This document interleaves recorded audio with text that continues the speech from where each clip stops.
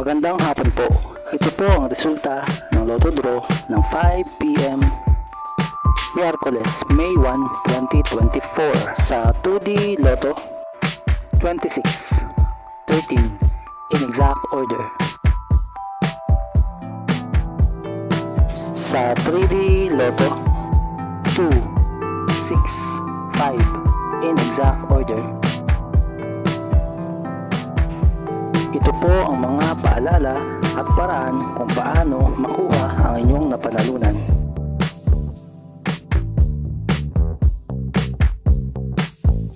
Ito po ang mga estimated jackpot prices para sa mga susunod na Lotto draws.